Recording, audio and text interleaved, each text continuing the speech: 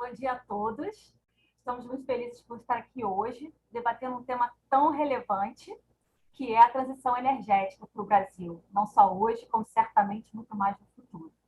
E aí, então, hoje aqui para fazer a abertura desse grande programa que se inicia, eu chamo Jorge, Morgan e Tiago. Vou começar aqui com o Jorge, com essas palavras iniciais, Jorge. Jorge é vice-presidente do Conselho Curador do CEBRI. Por favor, passo para você. Obrigado, Rafaela. Muito bom dia a todos. Este realmente é um dia muito especial para o nosso núcleo de energia do CEBRI, por marcar o início desse programa de transição energética, que certamente é o projeto mais ambicioso entre todos os que nós já empreendemos. Esse projeto ele nasceu por inspiração do nosso querido conselheiro André Clark. Né? Ele evoluiu sobre a competente condução da Clarissa Lins, né, e sua equipe na Catavento, que, por sua vez, passou o bastão agora para a Rafaela e sua equipe, que nos trouxe até aqui e vai levar esse projeto adiante nos próximos meses e anos, porque sempre, evidentemente, com o apoio da equipe do CEBRI, sobre a liderança da Júlia e do Pio, que foram fundamentais pela crença e pela persistência nesse projeto. A transição energética tem no CEBRI, na minha opinião, um fórum que eu penso ideal, sabe, para essa discussão, por envolver não apenas energia, mas também geopolítica, meio ambiente, clima, infraestrutura, relações internacionais, multilateralismo, todos temas muito caros ao CEBRI. E essa transição energética também representa uma imensa oportunidade de inserção internacional do Brasil, que é, como sabemos, um dos objetivos norteadores do CEBRI. Então, eu quero fazer, inicialmente, um agradecimento muito especial aos nossos parceiros de primeira hora nesse projeto, nessa jornada, o BID na pessoa do Morgan, vai falar daqui a pouco, o EPE na pessoa do Thiago Barral. Quero agradecer também aos nossos patrocinadores, que já se juntaram ao nosso projeto, como a Siemens, a Shell, a Neoenergia, o BMA, todos têm nos ajudado muito a trazer esse projeto, essa ideia, esse programa até aqui. Bom, eu quero finalmente agradecer ao Carlos Pasquala e a IHS Markets e a Clarissa, né, que concordaram em vir a brilhantar esse nosso primeiro evento. A Clarissa, inclusive, eu acho que tem que fazer um agradecimento duplo, né? Primeiro por, como já disse, conduzir esse projeto na sua fase inicial, antes de passar para a Rafaela, e de participar e aceitar esse convite de última hora. Né? Infelizmente, o embaixador Rubens Recupero não pôde participar desta vez por motivos de saúde, mas ele está melhor. Então, Clarissa, nosso agradecimento especial, e você também, Carlos Pascoal.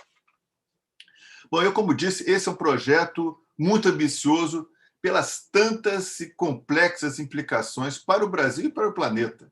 Né?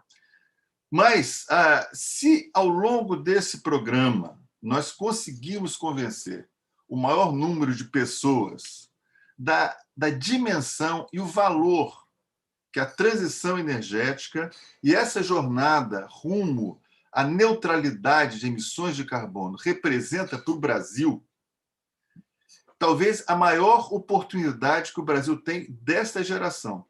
Eu acho que podemos dizer que o programa cumpriu o seu objetivo. Então, eu queria desejar a todos, agradecer a presença de todos, nós temos mais de 700 inscritos nesse evento, e convidar todos para participarem desse e dos próximos programas, desse que nós consideramos, portanto, o projeto mais importante do Núcleo de Energia do CEBRI. Muito obrigado, Rafaela. Obrigada a você.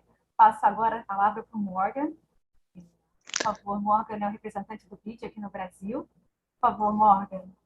Muito obrigado, Rafaela. Um grande prazer. Bom dia a todas e a todos. Em nome do Banco Interamericano de Desenvolvimento, gostaria de cumprimentar a todos que nos assistem. Agradeço também ao CEBRI, aqui representado pelo vice-presidente do Conselho Curador, Jorge Camargo, e também a EPE, na figura do presidente, Tiago Barral, que são nossos parceiros nesta iniciativa, né? Também devo agradecer a nossos panelistas, o Carlos Pascoal, Clarissa Lins, e também a você, Rafaela Guedes, pela mediação. Agradeço obrigado por participarem dessa primeira da série de sessões que comporão este programa de transição energética. No BID, não temos dúvida de que esse é um programa que vai resultar em análises muito ricas, profundas, dando subsídios para as políticas públicas que vão permitir o avanço nessa pauta que é tão importante, que ainda mais que importante, é urgente. O mote dos debates que conduziremos será como o Brasil poderá estar em 2060 ou antes quanto ao uso da energia e, sobretudo, sobre a incorporação das fontes limpas e renováveis. Para o Grupo BID, as discussões em torno da transição para modelos econômicos descarbonizados não deveria ser pautado pelo si. Nossa preocupação é com como e quando. Não temos dúvidas que a reduzir as emissões de carbono no planeta é necessário, sabemos que isso precisa ocorrer quanto antes. Inclusive, crescem as evidências que não só é um movimento com benefícios claros na área de meio ambiente, mas também na área de economia na sociedade, podendo gerar mais emprego, renda e atrair investimentos. Esse é um compromisso muito caro também ao BID. Temos um plano interno contra mudanças climáticas, com ações concretas para ajudar os países a alcançarem o crescimento de baixo carbono, que tem sido eloquentemente descrito aí pelo Jorge, o desafio e a oportunidade que isso implica para o Brasil. Institucionalmente, nós comprometemos também a reduzir as emissões de nossas instalações e nossa frota. Menciono aqui o tema de primeiro debate da série, a geopolítica da energia no mundo pós-Covid. Sabemos que a descarbonização vai ser central na diplomácia e nos fluxos de capital. E acreditamos que o Brasil, especialmente, pode se posicionar de maneira muito favorável, aproveitando a matriz energética limpa que possui e os ativos naturais até para atrair mais investimentos. O setor energético brasileiro, ao final, precisa de um montante ao redor de 2,7 trilhões de reais, segundo o plano decenal de expansão da energia até 2029. Vale lembrar, esse montante muito expressivo é quase um terço do PIB brasileiro. Enorme, né? Ainda mais agora, no contexto pós-pandêmico, sabemos que os governos, não só daqui, mas também de todo mundo, vão ter dificuldades para fazer frente aos investimentos tão vultuosos, e se não houver participação do setor privado. Por isso, mais do que nunca, será necessário gerar as condições favoráveis para tais investimentos. E debates como estes que conduziremos são um passo fundamental para essa reflexão coletiva. Nesse sentido, aliás, quero colocar à disposição conhecimento do Grupo BID, que tem ampla experiência em mobilizar capital privado para investimento e desenvolvimento. Temos para isso nosso braço privado, o BID Invest. E temos também muita experiência aqui na América Latina em geral, no setor energético. Temos já apoiado mais de 100 projetos que promovem energia limpa e acessível, além de mais de 5.000 quilômetros de linhas de transmissão, ou ter melhorado ou levado a eletricidade para mais de 270 mil lares, quase a metade deles no Brasil, né? Então, um tema muito caro para nós e realmente muito importante esse debate. A gente fica muito feliz de poder contribuir. Preciso encerrar, já que o tempo está esgotando, mas quero terminar essa conversa aqui. Quero salientar que temos na nossa página web a possibilidade de que todos que estão assistindo aqui se inscrever lá no canto superior direito.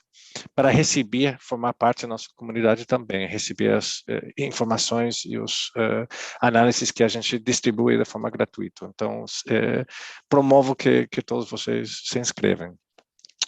Mais uma vez, agradecer de forma expressiva aqui ao CEBRI, na pessoa da Jorge, também ao EPE, Tiago e todos os palestrantes.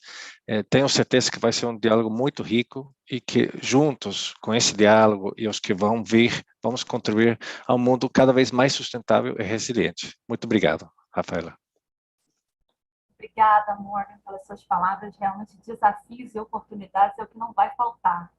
E aí eu vou passar agora para o Tiago Barral, presidente da EPE, para fazer suas palavras de abertura. Obrigado, Rafaela. Muito bom dia a todas, a todos aqui. Eu queria, em nome aqui da EPE, utilizar esse breve espaço que eu tenho aqui na abertura do evento para dar 3 recados que eu considero muito importantes. Primeiro, esse programa de transição energética, o Jorge já comentou um pouco sobre isso, né? Ele nasce de uma percepção muito clara da importância que é fortalecer a elaboração e uso de cenários para a transição energética, e particularmente no Brasil. Cenários, eles não são previsões. Cenários são histórias consistentes sobre o futuro, né? São histórias onde as várias peças se encaixam, fazem sentido no seu conjunto, e os cenários, eles são instrumentos muito poderosos para que a gente possa exercitar os impactos que as diferentes incertezas com as quais nos deparamos e as diferentes decisões que nós podemos tomar vão ter sobre o futuro do país nesse contexto da transição energética. E esse tipo de exercício é o que vai nos ajudar, como país, a tomar decisões efetivamente, né? E, com isso, também minimizar arrependimentos diante de tantas incertezas, de tantas dúvidas que surgem no horizonte que nós temos. O Brasil, ele almeja alcançar a neutralidade de carbono. Não é o se, é como, né? que eu acho que nós temos aqui como missão. E mais do que isso, o Brasil almeja que essa transição maximize a criação de valor para a sociedade brasileira, né? E um passo fundamental para isso é elaborar cenários que ajudem a comunicar, primeiro, o enorme potencial energético, tecnológico, econômico do país nesse contexto de transição global, e também quais as políticas e investimentos são necessários para que essa transição seja benéfica para o planeta, tanto quanto para os brasileiros. E o Brasil tem tudo para se pautar a partir de cenários críveis, cenários pragmáticos, né, e, ao mesmo tempo, ambiciosos, né, e fazer disso um instrumento de apoio para essa transição energética, para que essa transição energética seja bem-sucedida, que gere desenvolvimento, gere inclusão. E aí, nesse sentido, a atuação da EPE nesse programa é um desdobramento do Plano Nacional de Energia 2050, que foi aprovado pelo ministro Bento Albuquerque recentemente, no mês de dezembro. O segundo recado que eu queria passar é que eu considero que esse acordo de cooperação EPE, BID e CEBRI, que está viabilizando esse programa de transição energética, como sendo um arranjo não só muito ambicioso, como o Jorge falou, mas também muito inovador, porque ele envolve a colaboração direta entre os setores público e privado e com uma contribuição também importante da academia, né? Esse é um arranjo novo que nasceu da criatividade das 3 instituições parceiras aqui e da vontade de ajudar o Brasil a manter o protagonismo que sempre teve nas políticas energéticas. E o terceiro recado que eu queria passar era destacar que o objetivo desse programa é acelerar a formação de consensos mais amplos em torno das políticas de investimentos que podem colocar o Brasil numa rota bem-sucedida de transição energética. E isso significa evidenciar de que forma que o governo, nas suas várias esferas, e de que forma que as empresas, quaisquer que sejam as suas áreas de atuação, óleo e gás, biocombustíveis, setor elétrico, podem se planejar e atuar nesse contexto de transição energética para as características do Brasil. Então, sem consensos amplos, o Brasil vai ficar rateando, vai perder um tempo precioso. Por isso, esse programa, eu acho que tem esse objetivo primordial. Então, eu concluo aqui, Rafaela, agradecendo imensamente ao BID e à sua equipe, representada aqui pelo Morgan, ao CEBRI e à sua equipe, representada aqui pelo Jorge, e também você, Rafaela, nesse papel que tem assumido, e agradecer muito a confiança de vocês na EPE por acreditarem conosco nessa iniciativa.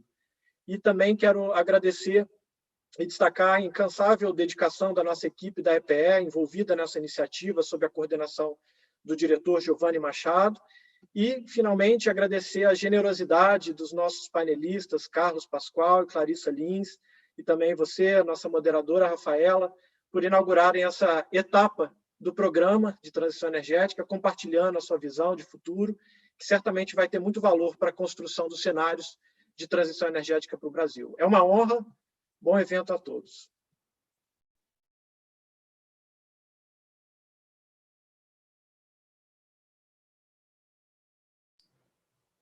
Rafaela, você está muda.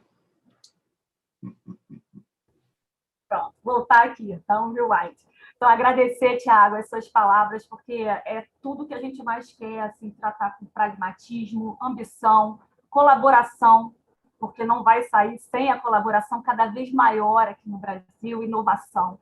Então, agradecer Jorge, Morgan e Thiago por essa abertura inspiradora. E now let's switch to English to welcome Clarissa Lynch and Carlos Pascoal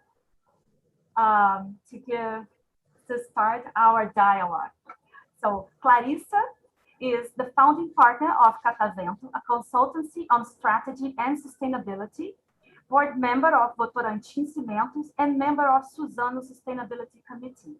Since 2019, Clarissa is Vale's senior climate advisor, where she also served as member of the Sustainability Committee of the Board of Directors. Carlos is Senior Vice President at IHS Markit. Carlos Pascoal joined IHS in January 2015 to focus on global energy issues and international affairs. He also leads IHS Markit's business in Latin America. Mr. Carlos Pascoal was previously U.S. ambassador to both Mexico and Ukraine, and was special assistant to the U.S. President of Russia, Ukraine, and Eurasia on the National Security Council. So, Carlos, when we look into the past, we see that energy transition has always primarily been driven by economics, technology, convenience, and to a certain degree, environmental considerations. This one that we are living now is currently much more of politics, policy, and activism. So that said, do you think the arrangement of forces shaping the post-COVID geopolitics will be able to accelerate energy transition process, or will it be the other way around? Rafaela, thank you very much for inviting me to this conversation. And let me also extend my thanks to CEBRI, the Inter-American Development Bank, to EPE.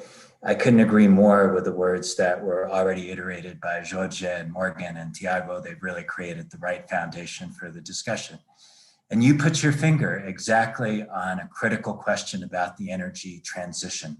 What's driving it? Is it going to be sustained? Is it with us for the future? And you have to start wondering about COVID. How much was responsible to COVID? And 2020 was a critical year. Let me give you this context. Since 1990, fossil fuels have supplied about 80% of the world's energy. It has not changed. 2020 was the first year when it went below 80%. That may seem a very small amount, a small change to about 78%, but it was dramatic, indicating that the world's energy systems finally began to shift. We saw a 10% decline in the demand for oil. We saw a 6% decline in the demand for energy overall, and the demand for renewable energy went up by 9%. But here's another reality. Already by now, demand for energy overall and for fossil fuels in Asia, which is the first to recover, and especially in China, is back at 2019 levels. So what does it tell us?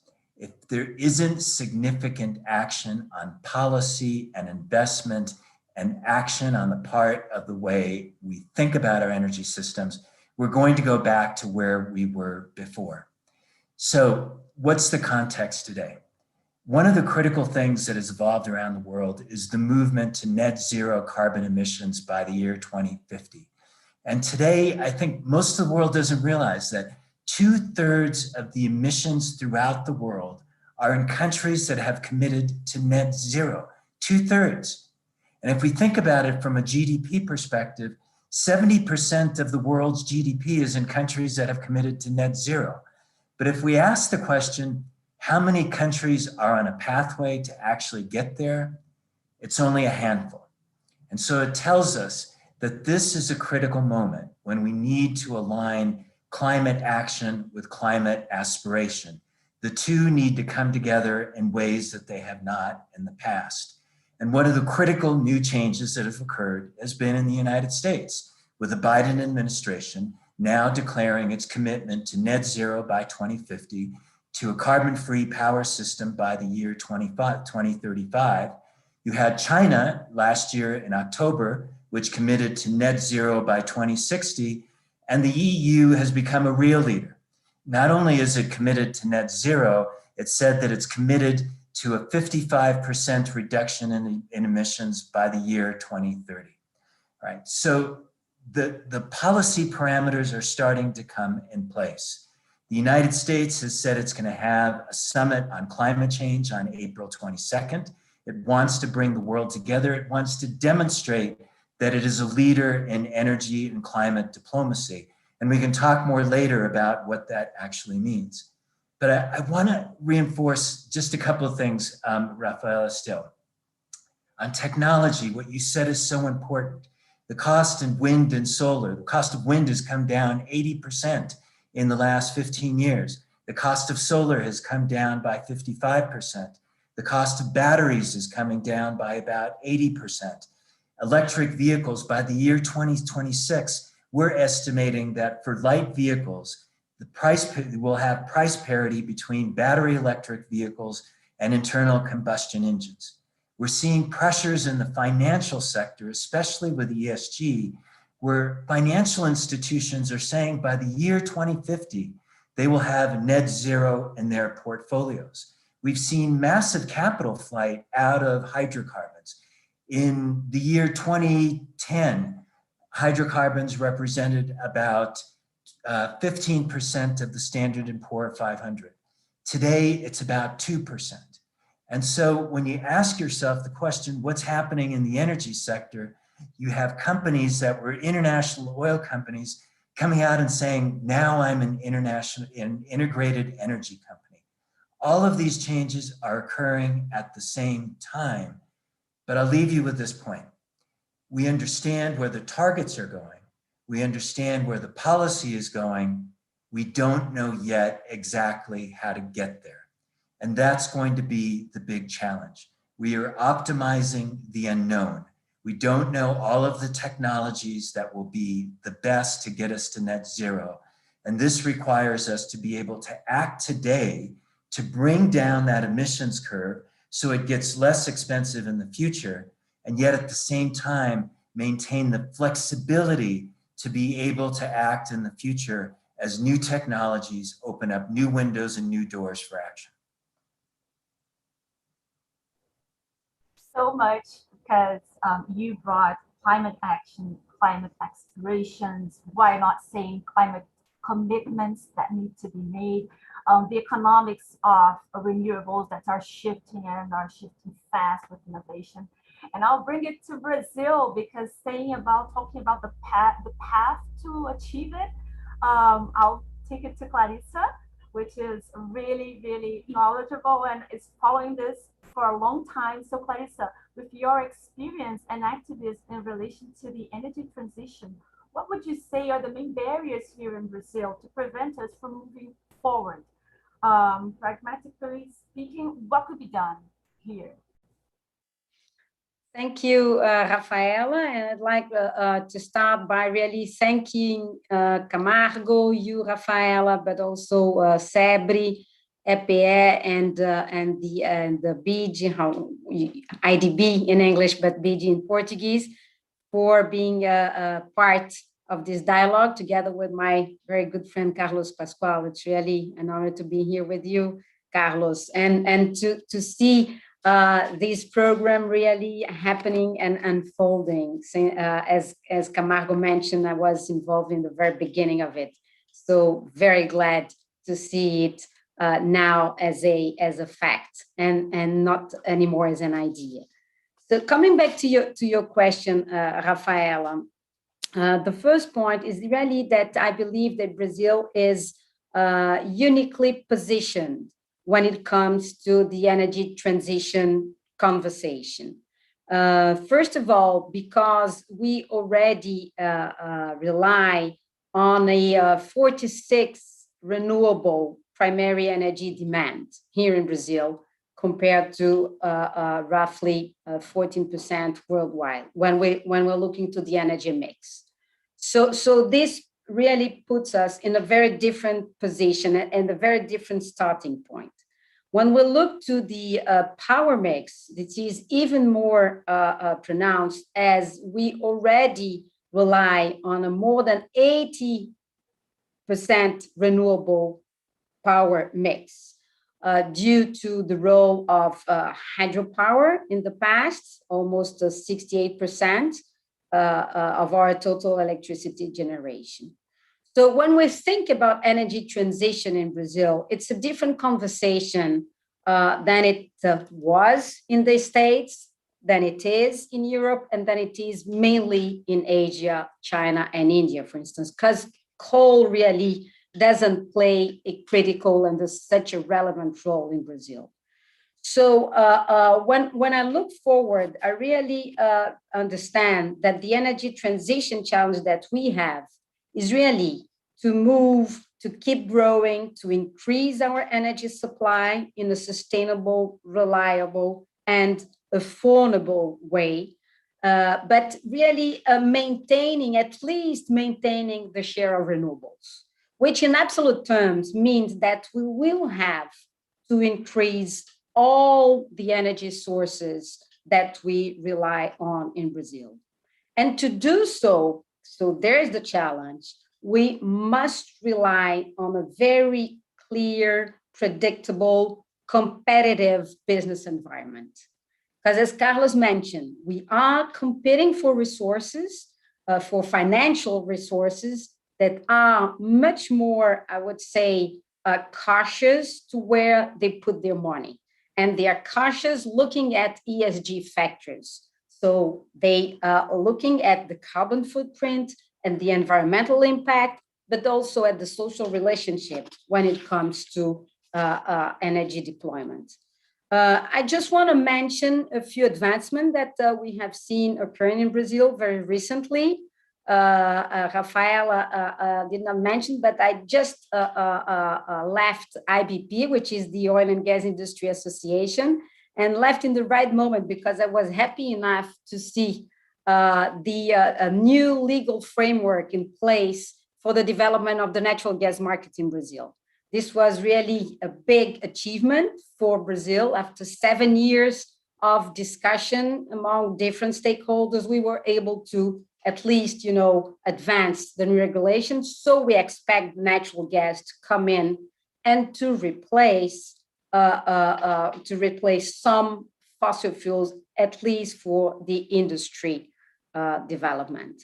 We also seeing the ongoing divestment program at Petrobras that will allow for a diverse set of private players to come in, but not to mention what is already going on in the power industry, and thanks to the great work done by EP as well, when it comes to planning and allowing for an increased share of renewable energy, biomass, solar, wind in our power matrix.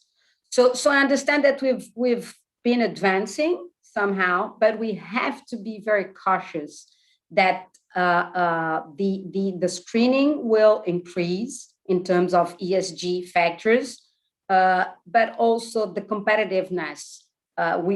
Brazil as a whole have to remain being seen as a competitive environment, really to attract these resources that take into consideration not only financial aspects, but also ESG factors.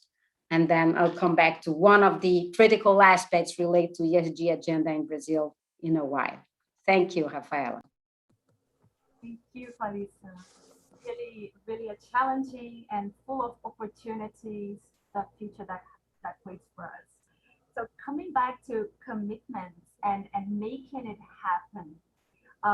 We are, this year is called 26, and Carlos, we may see that currently the NDCs presented under the Paris Agreement are not sufficient to achieve the objective of restricting the temperature to 2 degrees Celsius, to not increasing 2 degrees Celsius. More than that, there is a lack of mechanisms and sanctions to compel countries to meet this target. What, in your view, would be possible refinements to make this agreement more achievable? Do you foresee any arrangement of political forces in this direction? Rafaela, thanks for raising that. And I think it's one of the critical points right now that the world is struggling with, and it's a critical issue for the US summit in April, and most importantly, it's the fundamental issue for what's going to happen in COP 26 in November. The whole focus is really around nationally determined contributions and how to accelerate not just the ambition, but the action that countries are taking by the year 2030. But I think we have to start from the perspective that the national determined contributions, these NDCs, are voluntary. They're not something which is mandated or demanded under the Paris Agreement. The point that Clarissa made is absolutely key. They're going to vary, they're going to differ depending on the conditions in each country, because as she said, Brazil already has a power sector that is 80% renewable energy, right? In Asia, Asia presents the biggest problem in the world. They have the fastest increase in emissions in the world, and if we can't find a way to help Asia switch from coal to at least gas and into renewable energy, then we can't win. So that's part of the diversity of the problem that we have right now. The number one issue politically is the United States. The United States left the agreement, it lost its credibility, and now for the Biden administration, they need to come back and put on the table at this summit on April 22nd, a nationally determined contribution that shows tremendous ambition. For the Obama administration, their commitment was a reduction between 26 to 28% in emissions by 2030. The expectation is that if the United States wants to be credible now, that NDC has to be somewhere between 48 to 53%. And generally, the climate community is saying it has to be 50%, at least 50%, in order to get the credibility of the world. So that's the first thing everybody's going to be looking for. But then other things to think about for the United States. How is it going to be implemented? We already know that the US is going to say carbon-free power by 2035. But how do you get there? Do you have a projected pathway for power? And if you go below that pathway, do you get taxed? How do you enforce it? There's a big question about carbon capture. Does that pathway include gas? Because now what we're seeing, now Clarissa mentioned the importance of the gas reforms internally within Brazil. In other parts of the world, in the United States, in Europe, we're seeing the environmental community with great pressure even saying gas should not even be part of the fuel mix. Very difficult to get to carbon-free power without gas. So do you have carbon capture? And what incentives do you have to be able to get carbon capture? An issue that's going to affect all the world is going to be subnational actions. In the United States, they're going to be critical because there are renewable portfolio standards in more than half of the states in the United States. They're going to be critical to actual reductions. But how do you count on those? Because you can't enforce them federally. They have to be done at a subnational level. Another issue for the United States is going to be the massive infrastructure plan that was proposed by Joe Biden, $2 trillion. It has in it a whole series of measures, but let me give you one. the critical investment for 20 gigawatts of high voltage transmission is included in this infrastructure plan. If it doesn't get funded by the Congress, then what happens to all of the renewable energy investments if you can't actually connect them with demand centers? So those are some of the issues in the United States, but it's important to mention a couple of issues throughout the rest of the world, especially developing countries. Since the Copenhagen Conference of the Parties in 2009, there is a commitment that was made by the developing world, the OECD countries, that we would provide $100 billion a year in finance to developing countries for mitigation, for reduction of emissions and climate adaptation. There's still no agreement on how that is going to happen. And the developing world is increasingly saying, if you want us to play and to be part of this process of reducing emissions, you need to be responsive to us. There's another issue which is very relevant to Brazil. It's Article 6. Article 6 is the rules on accounting on emissions reduction. Why is that so important?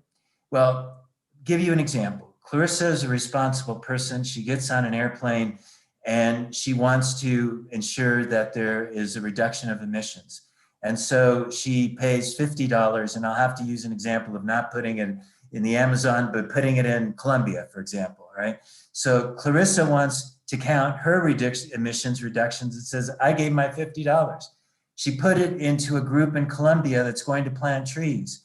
They want to count it as well. You have a double counting of emissions. What are the rules? How do you ensure that when you make those contributions, you actually get additionality?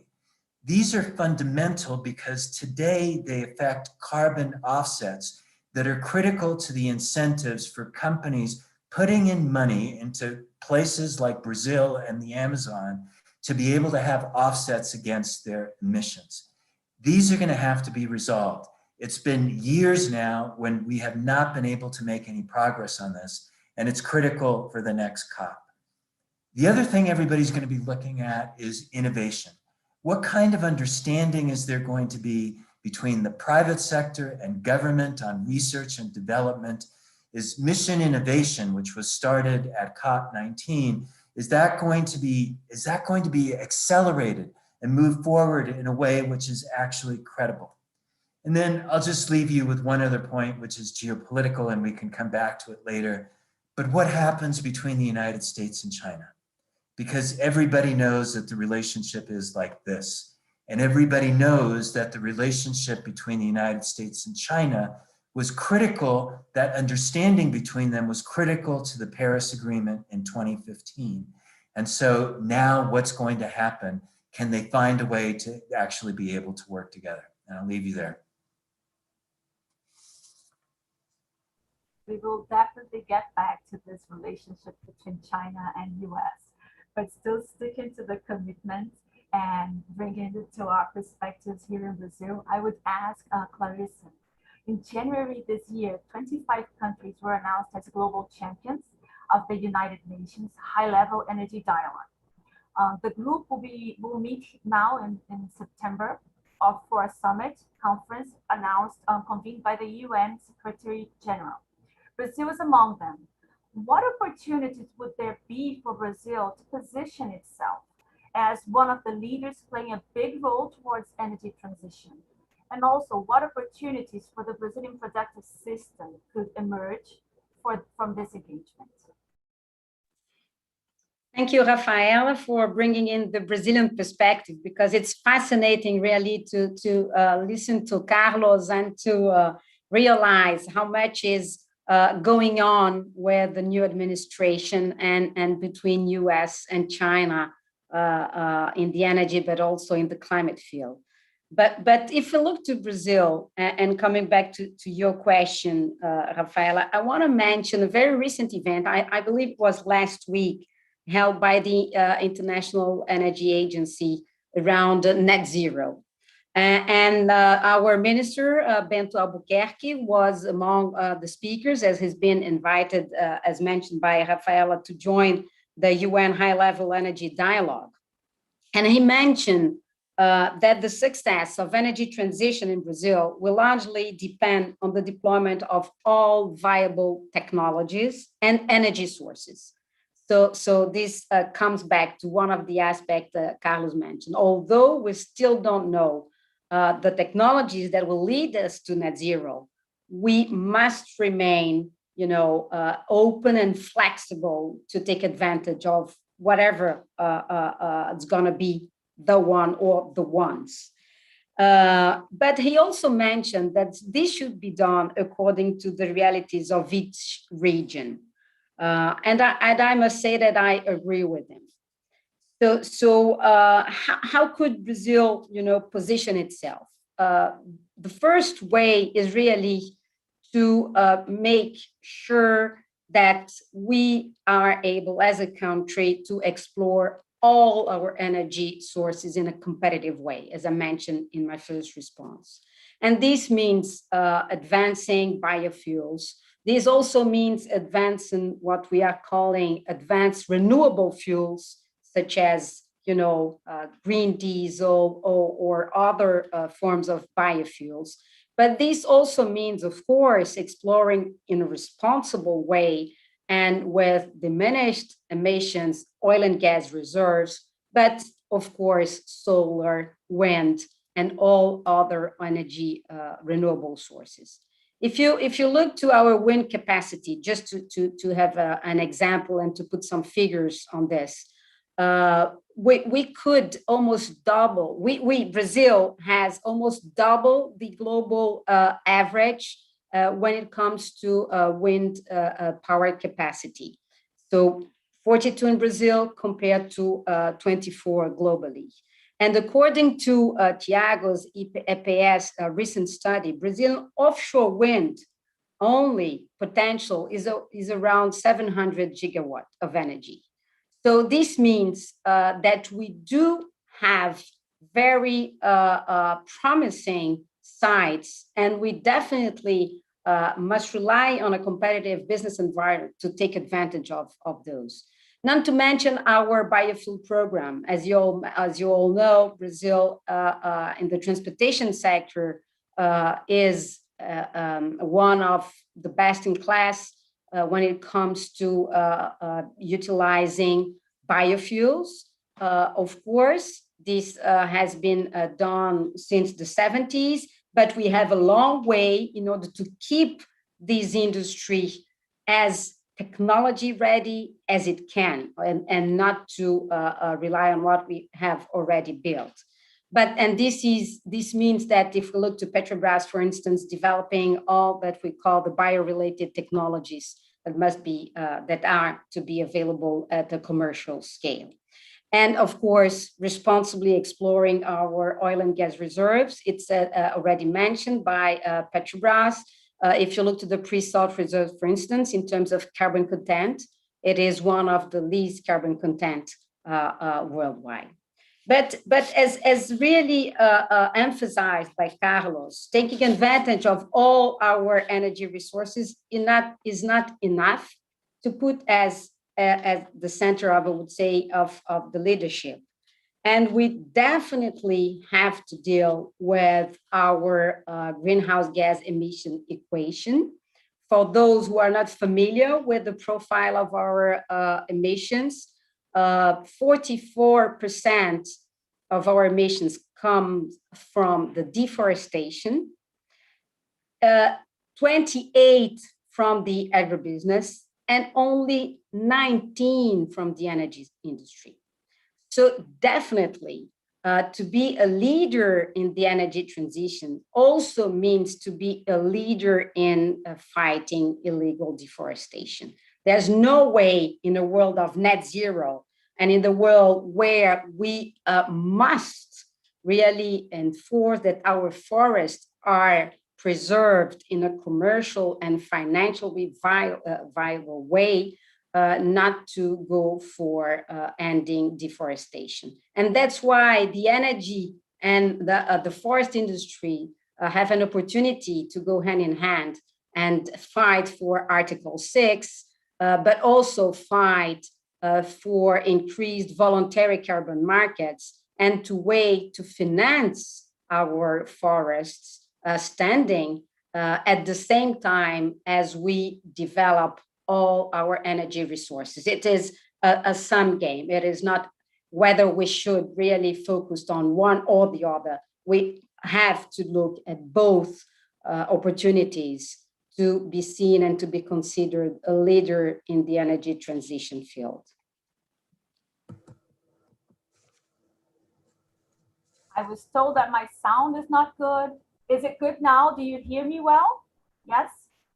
Okay, so let's go on. It's fascinating to see how many opportunities we have in Brazil, such a rich country and full of possibilities in terms of making this transition something profitable and engaging for all our communities in Brazil. Expanding again and going to Carlos, the world has become fractured with a resurgence of nationalism, populism, greater power competitions, and distrust between nations. Nowhere does this division make it more clearly between nations than when we see China and the US and the tensions between them. How do you see this geopolitical tension evolving over time, especially within the transition process? Rafaela, I think you're absolutely right to focus attention on the US-China issue. It has become the epicenter of global conflict and tension affecting every aspect of our economic and political and environmental world. But before I do that, I just have to take a moment to reinforce what Clarissa said about voluntary carbon markets and about Article 6. If I were a Brazilian diplomat, I would see that one of the most important opportunities for the country today is get into the Paris debate and fight for Article 6 because it is so critical for the country. Today, voluntary carbon markets are about $320 million across the world. In the study that Mark Carney recently led on voluntary carbon markets, it indicated that the potential is $50 to $100 billion a year. And there is no country better situated to be a recipient of those offsets and those voluntary carbon markets than Brazil. It's a simple fact for what Clarissa said about 44% of your emissions being from issues related to forestry. And then agriculture on top of that. If Brazil can put in place the right regulatory measures in the context of the Paris Agreement, if it can reinforce the actions domestically to encourage action that demonstrates real positive progress on forestation and measures taken in agriculture, the financial implications are massive for what kind of capital can be attracted into the country. I think it's just such an important point, it has to be re-emphasized. Okay, back to the United States and China. I'm going to take you back to 2019 for a second. And I think everybody remembers the trade wars and the impact that it had globally on economic growth, on the volatility of equity markets. And think from then, and everything that's happened between the United States and China, first on COVID and the battles that occurred on what was the source of COVID. Was it the China flu? And then China saying it was the source of the US military. And then you had the issues of the Hong Kong national security legislation. You had China running military exercises on the outskirts of Taiwan. You had near clashes between the United States and China on the South China Sea. You have issues now that have come to the surface in a greater way on human rights and the Uyghurs in the western part of the country. These were very central to the first meeting between the United States and China that took place in Alaska about a month ago. And boy, the acrimony was very clear. And then you add on top of that all of the other issues that we had, the trade issues, intellectual property, cybersecurity, the banning of consulates between the two countries. And what it tells us is that this is not only a hyper-tense relationship, but also on issues like Hong Kong, Taiwan, the South China Sea. The conflicts are around issues that are fundamental to the way China defines itself. They are issues that are not going to go away. And so the question becomes, how does this become managed? And that is an even greater challenge because never have we had a situation where you have two superpowers that are so fundamentally intertwined. Think about it. The trade relationships between the two countries are fundamental. And we're used to thinking about the trade deficit of the United States to China. But if we look at the overall economic relationship, the majority of resources from that relationship to the United States are from companies, American companies invested in China, and the revenue that comes back to the United States. When you look at it from that perspective and compare the two, the balance economically is almost even. So when people say we're going to decouple the United States and China, not so easy. There is going to be diversification. Supply chains are going to diversify. Evergreen stuck in the Suez Canal. One reason that people have said, okay, we need to think about how much becomes dependent on those supply chains and how we make them less vulnerable. But at the same time, simply imagining that you're going to disconnect the United States and China isn't going to happen. There's going to be a continuing battle for influence. And then the question comes up, can there be areas where they cooperate? And here's where we come back to climate change. China sees climate change as a national security issue. It's investing more than any other country in the world in renewable energy, between $80 to $140 billion a year. It's ahead of any other country in investments in electric vehicles. It has 80% of the battery export market in the world. It controls 80% of many of the precious minerals around the world that are necessary for electrification, such as copper or cobalt or lithium. And so when you look at it from that perspective, this has become an interesting and challenging issue from the United States. Joe Biden, in his first week of the administration, says, we're going to put in place a national security study on the vulnerability of supply chains. When have you heard of an American president, any president, saying that supply chains are a national security issue? And so it leaves us with this very critical and open question that's going to have to be managed as opposed to be resolved. The United States and China have an incentive to cooperate on climate change because the world can't fix it if those two countries don't cooperate. Developing countries aren't going to be part of the process if they don't see the two biggest emitters working together. But it's not a simple given on how it's going to work. The United States wants part of that Chinese market in batteries and electric vehicles. It wants to ensure that there is greater diversification of supply chains. And so for a period of time, for potential cooperation on some issues, but there are going to be some very tough global questions that'll even come back to Brazil. Like, what do you do about 5G and Huawei? That eventually will be a make or break issue in the relationship with either China or with the United States. So this has become a very, very challenging issue. Brazil has been able to balance relations with both on some issues, such as its agricultural trade. It's going to potentially be a real opportunity for Brazil to lower its emissions. But on other issues, it's going to be more challenging, such as 5G. And we're all going to have to wait and work through how this relationship between the United States and China gets managed in order to reduce the levels of conflict in areas where there is going to be tension and determine whether, in fact, on climate change, that can become a foundational point to actually lead the world into a better and more cooperative system to reduce emissions. Thank you so much, Carlos. That leaves me with some interesting thoughts and questions for Clarissa. In this new world that we are living in, geopolitical influence is something that will be really important to manage cooperation, to deal with all these issues that have been brought to the table. For Brazil, can Brazil use its soft power in these relations?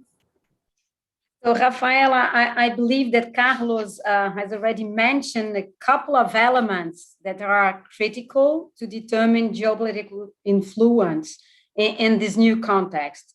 And I'm very glad, as Carlos was mentioning at the very beginning, that we agree almost on everything. So I had my list of key elements, and I'm going to only re-emphasize some of the aspects that Carlos has highlighted.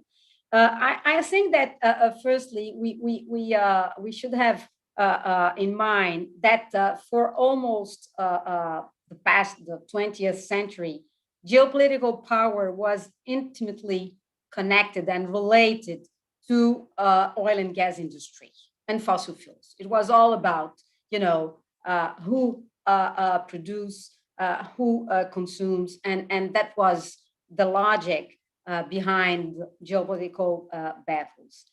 In this new world of energy transition and increased role of climate change and the race to net zero, I'm convinced that we will see a new kinds of leaders and a new type of leadership will emerge. And if I just might point out to 3 ways I believe that countries can exert really their influence in the geopolitical and climate landscape. I would mention the first one, which is the ability of the country really to guarantee energy and power security at home. So the Texas event, for instance, really illustrates how important it is to have a reliable power, I would say, infrastructure and source, but not only being able really to supply your own country, but basically being also able to export electricity or green fuels. So kind of to feed the world or to contribute to the world energy and climate security. The second aspect has a lot to do with what Carlos has mentioned. So it is about controlling the access to the raw materials used in the clean energy value chain, such as copper, lithium, cobalt, and a couple of others that I've been presented to recently because, I'm an economist by background and not a chemical engineer, but I've been taught that there are a couple of more critical minerals behind. And of course, guaranteeing the whole value chain. But the third one has to do with technology, basically, how to deploy the new technology, solar PV, electric vehicles, batteries, but also CCUS, and not to mention green hydrogen and the new technologies that we still don't know that are gonna lead us to net zero. And again, both the Chinese fifth plan and the Biden very recently announced plan all mention the role of controlling the supply chain related to this new energy balance. Just to again give a few numbers, Chinese companies are responsible today for more than 70% of solar PV, half of the world's electric vehicles production, and a third of wind power generation. So it's really amazing how China is positioned in the race of controlling and supplying the world, feeding the world with this clean energy power. In Brazil, when we look to our reality, we are not a global feeder yet.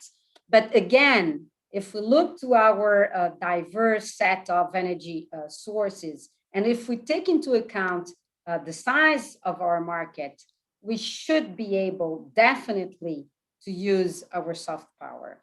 And again, coming back to the forest issue, we only be able really to be seen as a powerful both energy house and climate house if we are able to properly deal and enforce rule of law in the Amazon region, and if we are able on a global scale to go to allow for financial resources out of carbon markets, either regulatory, either voluntary. So I'm sure there's a role for us to play. Minister Malan always mentioned the soft power concept, and I see no better place where we could advance our soft power than in the energy and the climate agenda, if we definitely take the right actions and have a different conversation when it comes to deforestation in the Amazon region. Thank you so much, Clarissa. A lot of opportunities for us to exert our soft power. We are receiving several questions here, and I've been choosing some to you both, for you both. So I'll start with one for Carlos. Carlos, you raised the issue of natural gas is also a fossil fuel. Shouldn't there be more investment in batteries for energy storage to avoid the use of natural gas? So in some ways, the challenge that we face is almost a combination of the two. And we have to put it in a global context. And here we go back to the issue of Asia that we mentioned earlier. If we look at primary energy demand and emissions growth, the only part of the world that shows both an increase in both over the next 30 years is non-OECD Asia. It's about a 60% growth in power demand, about a 25% growth in emissions. And the fundamental reason for that is the continuing dependence on coal. And so if we ask ourselves the question, what is the fastest way to commercially be able to switch that coal base out to something which has a lower carbon fuel? Gas is fundamental to that transition process. The question of batteries is absolutely key. If we have grid designed batteries that are able to commercially be able to balance the intermittency of wind, of solar, then that becomes a fundamental game changer in the way that grids can actually operate. But we still haven't reached a point where those batteries are at a commercial level. So should there be investment in research and development? Absolutely. Are they key to a game changer? Absolutely they are. Are they related to electric vehicles? Yes, they're related to electric vehicles as well. Because if you want to have battery capability, not just in the vehicles, but also in the chargers, because think of it this way, you want to charge electric vehicles with renewable energy. That renewable energy is usually in places that is not easy to connect and get to where those chargers are actually going to be. If you can do that and charge a battery and use that as the foundation for electric vehicle chargers, that gives you greater flexibility in electric vehicles as well. So all of those issues are important and require research and development. But here's the other reality. If we don't act quickly to change the nature of baseload, particularly in countries in Asia that are high consumers of coal, we're going to end up with such a high emissions level that is going to be an even greater challenge for the rest of the world to be able to compensate for it and to decrease emissions globally in order to reach the targets of net zero. Thank you, Carlos. We have several, but they selected one for you, Clarissa. Clarissa, besides our clean energy matrix, recently the Brazilian government seriously discussed uneconomic energy policies to incentivize the penetration of base generation from gas-fueled thermal power plants and the retrofit of coal-fueled thermal power plants in the south region of Brazil. How these policies can harm Brazilian clean energy image over the world when every country is considering other paths, and how government could be convinced to give up on these ideas? Rafaela, your sound is not 100% for me. So I hope I got, I would say, the whole context. Yeah, the concept of the question, but it has to do with thermal power generation, right? Exactly. The first part. And the retrofit of coal-fueled thermal power plants. So more use of coal-fueled thermal power plants in going the wrong way around. So the government authorizing this for Brazil instead of seriously, the Brazilian government was seriously discussing uneconomic energy policies based upon discussing coal power plants within Brazil. Yeah, I'll come back to one of my first comment, which has to do with the advancement of the natural gas legal framework to operate in Brazil. And I strongly believe that this was one of the critical steps needed to enhance the natural gas market and to allow our gas reserves to be competitively monetized. And this is a crucial aspect of our reserve, our gas reserve. We do have onshore reserves, but the bulk of our natural gas reserves are offshore, associated gas, as it is known. So they come together with the oil produced offshore in Brazil. And definitely to remain competitive, the natural gas to remain competitive, to be a competitive source to the power industry is a challenge nowadays. As mentioned by Carlos, the wind and solar power generation costs have gone down worldwide, and this is also the case in Brazil. So this is a very good, debate whether we should incentivize more natural gas into our power industry.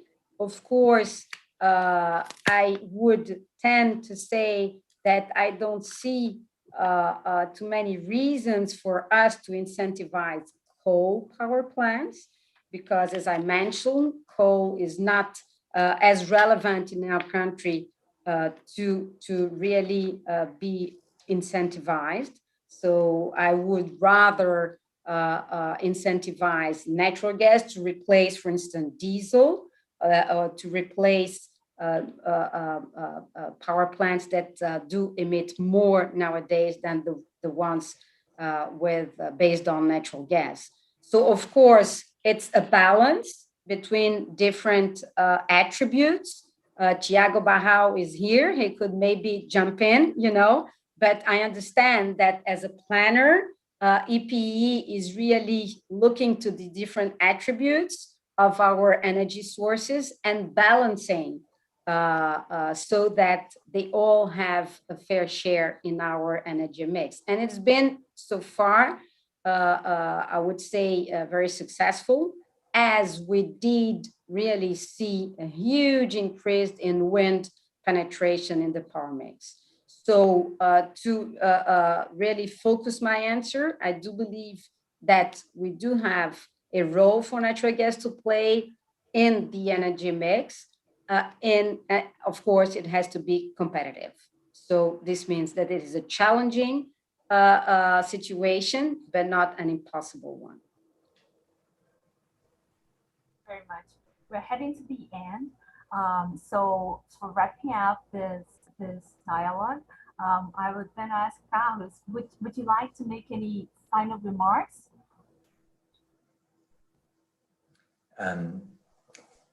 Sorry, I didn't hear if you were turning to me first. Sorry. Are you listening well? Now I don't know what's happening with my sound. I truly apologize. Not really well, Rafaela. Is not as good as it could be. But she was asking for your final remarks, Carlos. Okay. Exactly. Are you hearing now, or it's I can hear you now. Thank you. Okay.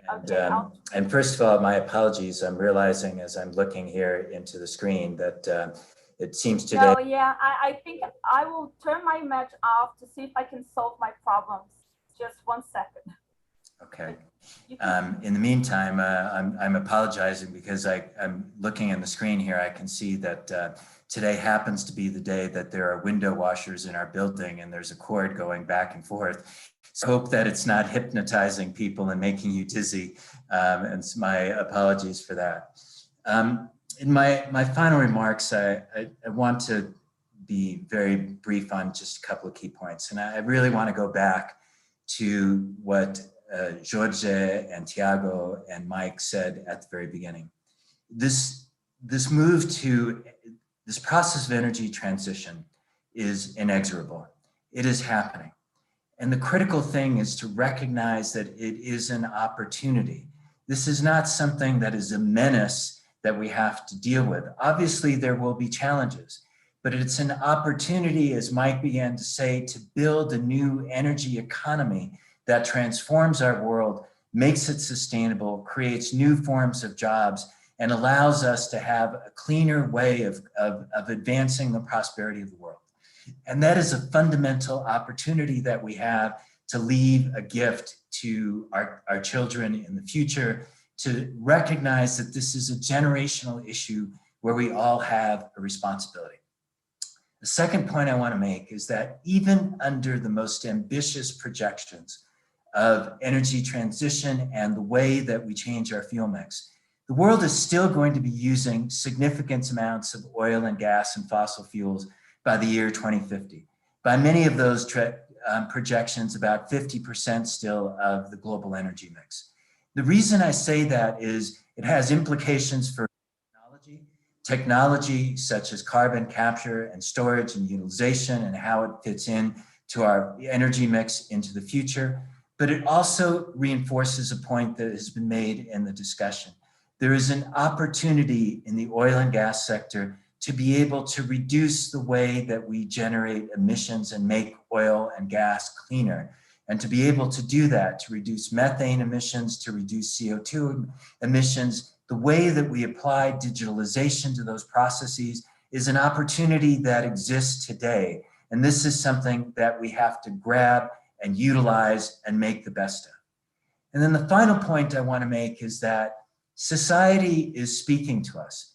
It's saying that this is the moment in time when we need to come together and find a way to bring together government policy, social action, the financial sector, to be able to achieve a transformation that even 10 years ago was unimaginable.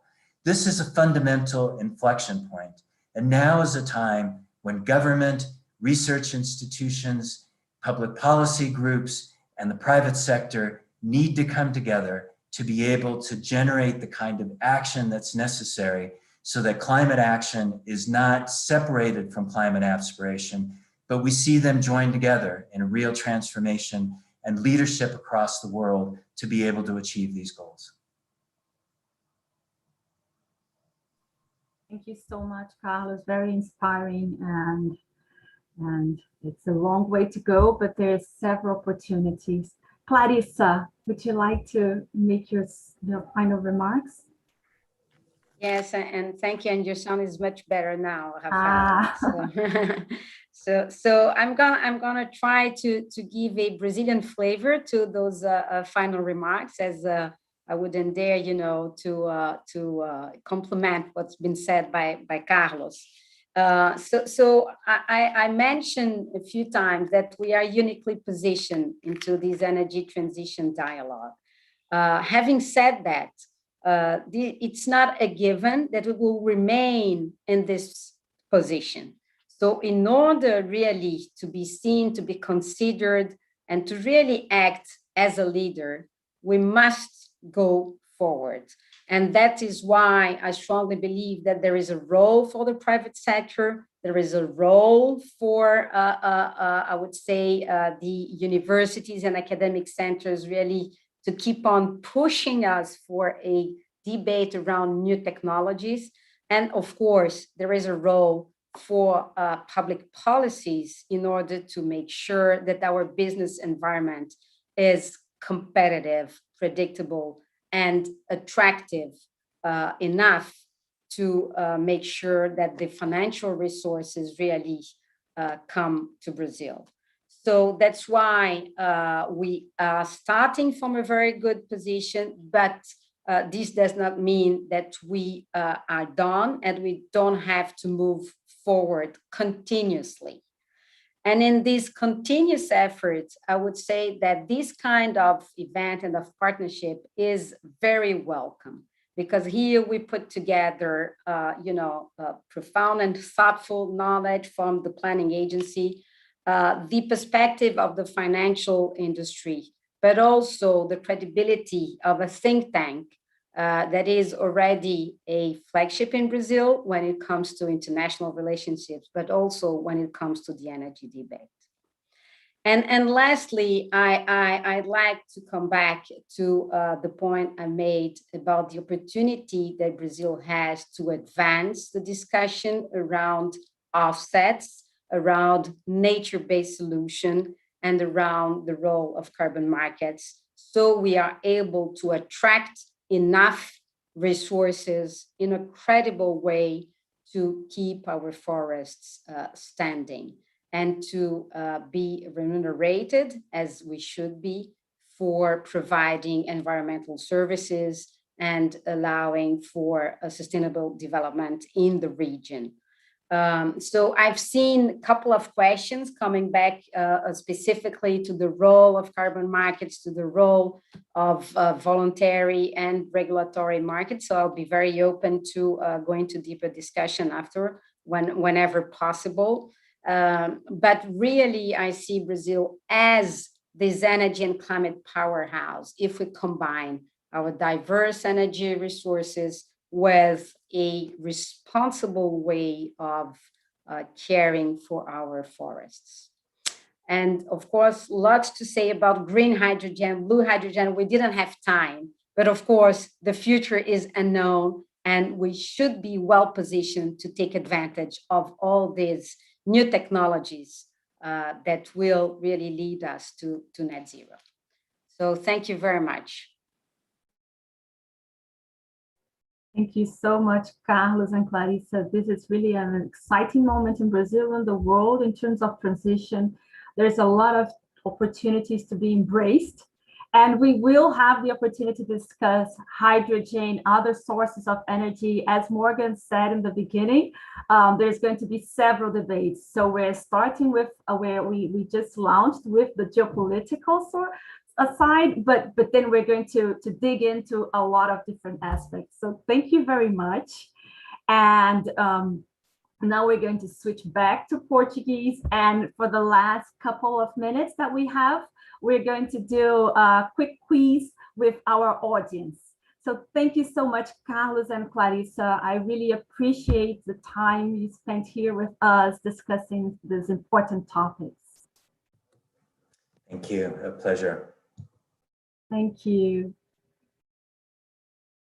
Pessoal, eu estou voltando agora para a etapa final, que é a etapa agora do quiz.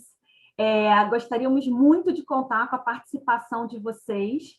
É bem fácil, e eu vou passar aqui rapidamente as instruções, mas é muito simples mesmo. Ou vocês digitam, ou vocês podem, com o QR Code, aproximar a câmera do QR Code.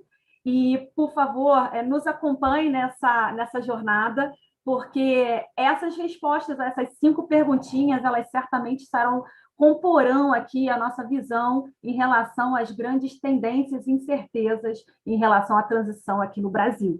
Então, com a câmera, quem tiver uma câmera que leia QR Code, é só aproximar, e com isso você já vai estar dentro do Mentimeter. Se não, você digita por aqui, e vai ser ótimo ter vocês aqui com a gente nesses 10 minutinhos finais para responder essas perguntas. Então, o site é www.mente.com e vai pedir para inserir um código. O código é esse que está aqui embaixo. Então, eu vou dar um minutinho e é bem fácil. Quem puder, vai ser muito bom ter as respostas de vocês aqui, que vão aparecer já automaticamente. Gabi, eu acho que você já pode passar para a nossa primeira pergunta. Então, espero que esteja. Eu vi que tem 36, 38, está aumentando. A gente vai começar a votação. E a pergunta é: A pandemia teve força para impactar a tendência de questionamento ao multilateralismo? Sim ou não? Vamos dar um minutinho para todos votarem se o multilateralismo foi impactado com a pandemia. Estamos chegando ao final.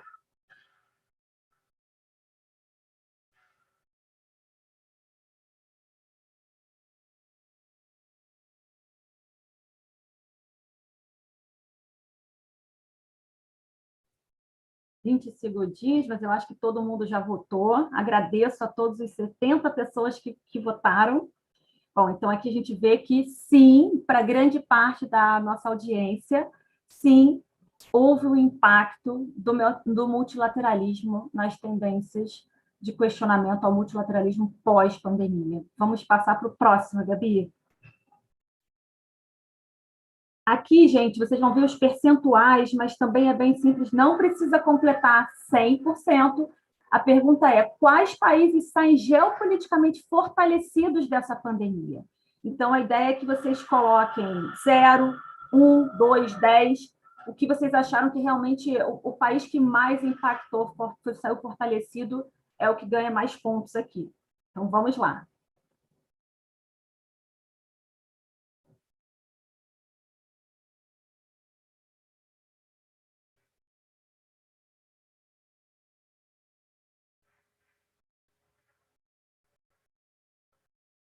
E tudo bem dar um ok se você não usou todos os pontos.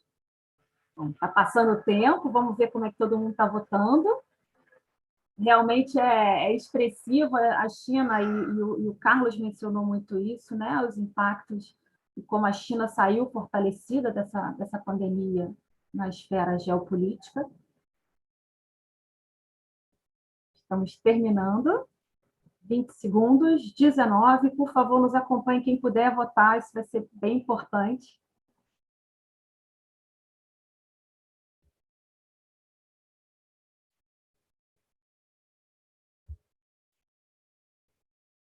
Chegando ao final, fechamos nosso poll e realmente os países que mais saíram fortalecidos, China, Estados Unidos, Rússia aparece aqui, outros, eu fiquei curiosa para saber quais são os outros, mas provavelmente vai aparecer aí a Alemanha, entre outros que também se fortaleceram na geopolítica, impactada aí.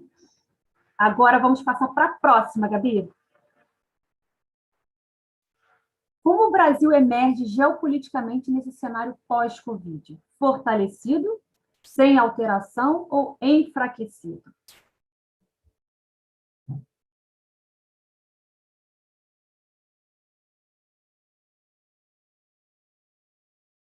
Sem alteração, enfraquecido. Grande parte dos votantes entendem que é enfraquecido.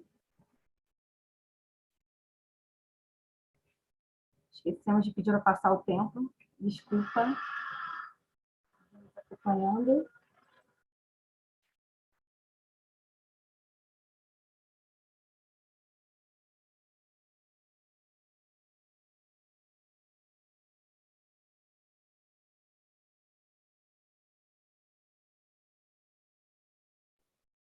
Estamos encerrando. Acho que realmente vai dar que o Brasil saiu geopoliticamente enfraquecido nesse cenário pós-Covid, com muitas oportunidades aí para quem sabe no futuro voltar a abraçar as grandes oportunidades que nos tem nos nossos caminhos. Estamos chegando ao final, 10 segundinhos.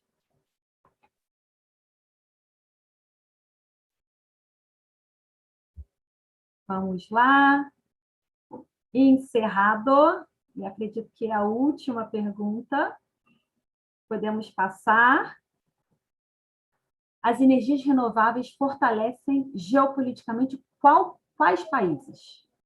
Vamos aqui, é o mesmo esquema do outro, vocês vão colocando a pontuação das energias renováveis, quais os países que saem fortalecidos geopoliticamente.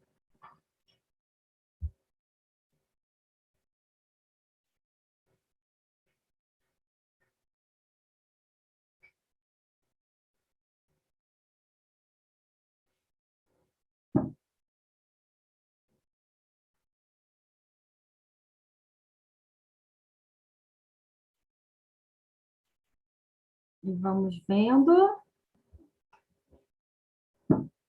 Brasil certamente aparece, como a Clarissa colocou, forte em energias renováveis, importante na nossa matriz. China, Alemanha, Estados Unidos também, Índia. Chegando ao final.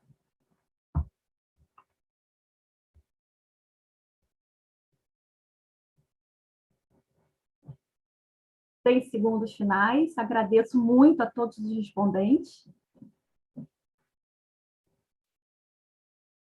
E votação encerrada. E aparece Brasil. Isso é realmente uma grande oportunidade para o Brasil nessa transição. China, Alemanha em terceiro lugar, Estados Unidos, Índia, Rússia. Acho que essa era a última. Gabi, tem mais alguma? Acho que foi a última pergunta chegando. Existe correlação de forças para imaginarmos planos de incentivos mais amplos para a transição energética, como o Green New Deal?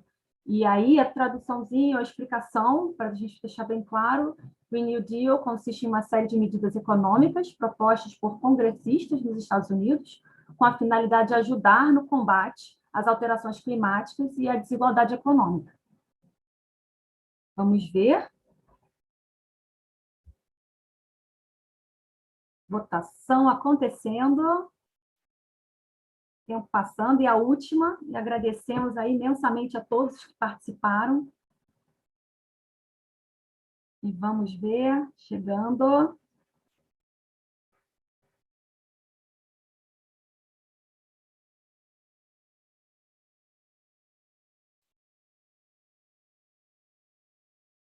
E aí, muito em linha com tudo que a gente viu, os respondentes, em sua maioria, sim, consideram que uma forte correlação de forças para imaginar os planos de incentivos mais amplos. Encerrando.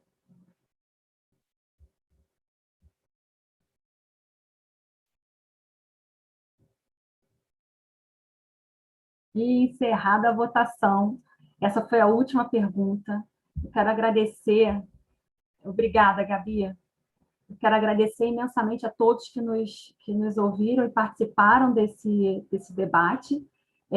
Como colocado no início, teremos outros. Semana que vem teremos um debate sobre indústria brasileira e com a presença do Joaquim Levy. Então, muito obrigada a todos. Jorge, Morgan, Tiago, Clarissa, quem ainda está aqui com a gente. Agradeço imensamente a todos. E estamos encerrando, então, nosso primeiro debate. Obrigada e até a próxima. Obrigada, Tiago, Clarissa, Jorge, Morgan. Obrigada a todos.